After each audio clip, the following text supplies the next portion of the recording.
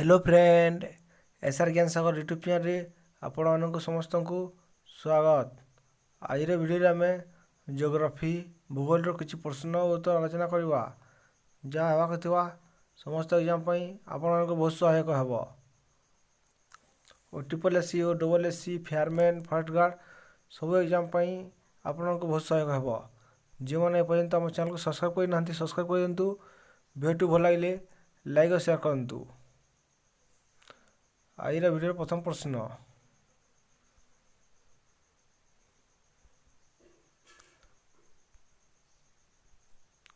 अरुणाचल प्रदेश क्यों संबल अधिक परिमाण देखा जाए?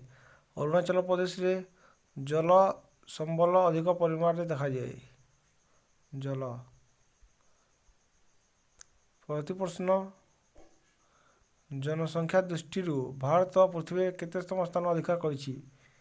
जनसंख्या दृष्टि भारत पृथ्वी रे द्वितीय स्थान ग्रहण कर।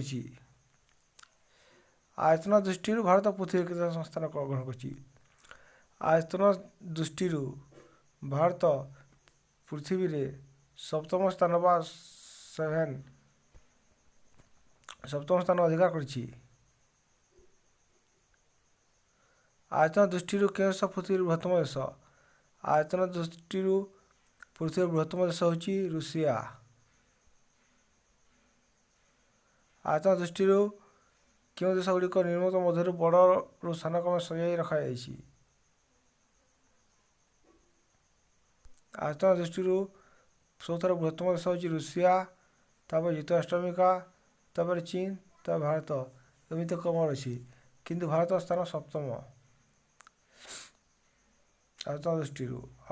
जनसंख्या दृष्टि भारत स्थान द्वितीय। जनसंख्या दृष्टि भारत बड़ देश हूँ भारत पृथ्वी बड़ देश हूँ चीन। कर्कट क्रांति निम्नलिखित क्यों राज्य पर दे जाई नहीं? कर्कट क्रांति आसाम दे जाई नहीं। भारतर पश्चिमतम द्राघिमा रेखा क्योंठी?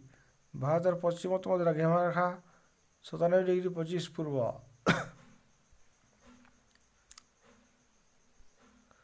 उत्तराखंड, उत्तर प्रदेश, बिहार, पश्चिम बंग, सिक्किम राज्य गुड़िकर समय सीमा रेखा क्यों देश सहित लगी रही? नेपाल।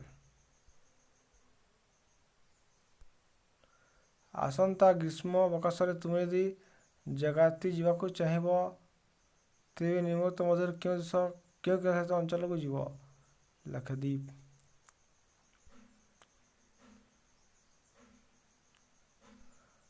आयतन दृष्टि पृथ्वीर बृहत्तम देश हूँ रूसिया। क्वेश्चन, सुएज केनाल खोलिया परे भारतर सुएज केनाल खोलिया परे भारत और यूरोप मध्य दूरता केते किलोमीटर ह्रास पाई? 7,000 किलोमीटर। सठिक आंसर ऑप्शन सी 7,000। भारतर क्षेत्रफल पृथ्वीर समुदाय भौगोलिक क्षेत्रफल केते प्रतिशत? भारतर क्षेत्रफल पृथ्वीर समुदाय भौगोलिक क्षेत्रफल 2.4%।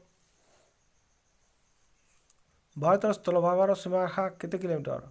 भारतर स्थलभागर सीमारेखा 15,200 किलोमीटर। आज भिडियो शेष प्रश्न, तापूर्व कही रखुच्छे जो मैंने आम चैनल को सब्सक्राइब करना सब्सक्राइब कर दिंतु। वीडियो भल लगे लाइक और शेयर करूँ।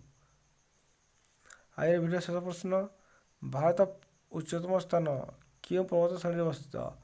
भारतर उच्चतम स्थान काराकोरम पर्वत श्रेणी अवस्थित। धन्यवाद। Thank for watching. Like share and subscribe. Thank you.